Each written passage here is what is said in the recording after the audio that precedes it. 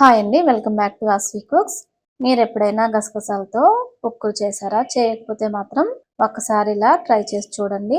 మీ favourite కర్రీలో ఈ curry కూడా చేరిపోతుంది. టేస్ట్ చాలా బాగుంటుందండి.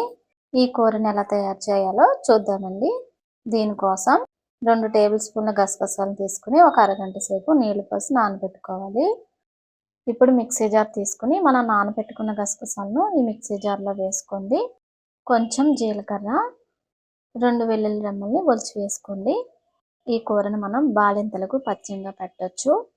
ఇప్పుడు ఈ గసగసాలను మెత్తగా గ్రైండ్ చేసుకోవాలి. ఇలా గ్రైండ్ చేసుకున్న గసగసాలను పక్కన పెట్టుకుందామండి. ఇప్పుడు స్టవ్ పై పాన్ పెట్టుకుని 2 టేబుల్ స్పూన్ల నూనెను వేసుకోండి.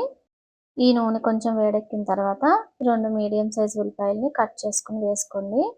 అలాగే 2 పచ్చిమిరపకాయలను కూడా కట్ చేసుకుని వేసుకోండి.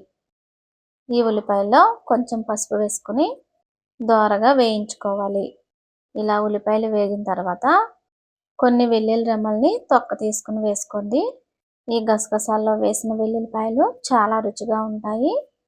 ఇలా వీటిని ఎక్కువసేపు వేయించకుండా ఇలా వేగిన తర్వాత కొంచెం కారం వేసుకోండి. ఈ కూరలో కారం ఎక్కువ పట్టదు, తక్కువగానే వేసుకోవాలండి. ఇప్పుడు సరిపడా ఉప్పు కూడా వేసుకుని తగినన్ని నీళ్లు వేసుకోవాలి. ఒక చిన్న గ్లాస్ నీళ్ళు వేసుకుంటే సరిపోతుంది. ఇలా నీళ్ళు వేసిన తర్వాత ఒకసారి కలుపుకొని మూత పెట్టి ఈ నీళ్లను బాగా మరగనివ్వాలి. నీళ్ళు ఈ విధంగా మరుగుతున్నప్పుడు మనం ముందుగా మిక్సీ చేసి పెట్టుకున్న గసగసాలను ఈ కూరలో వేసుకోవాలి. మిక్సీ జార్లో మరికొన్ని నీళ్లను వేసుకొని ఈ కూరలోకి వేసుకోండి. ఇలా వేసుకున్న తర్వాత ఈ కూరను మూత పెట్టి మీడియం ఫ్లేమ్లో ఉడికించాలి. మధ్య మధ్యలో కలుపుకుంటూ ఉండాలండి. అలా కలుపుకుంటే కూర అడుగు పట్టకుండా ఉంటుంది. చూడండి, కూర ఇలా నూనె పైకి తేలిన తర్వాత మనం దీన్ని స్టవ్ ఆఫ్ చేసుకుని సర్వ్ చేసుకోవడమే. ఈ కూరని మేము గసగసాల ఉక్కురు అంటామండి. మీరేమంటారో కామెంట్ చేయండి. ఇలా మీరు కూడా తప్పకుండా ఒకసారి ట్రై చేసి చూసి ఎలా వచ్చిందో కామెంట్ చేయండి.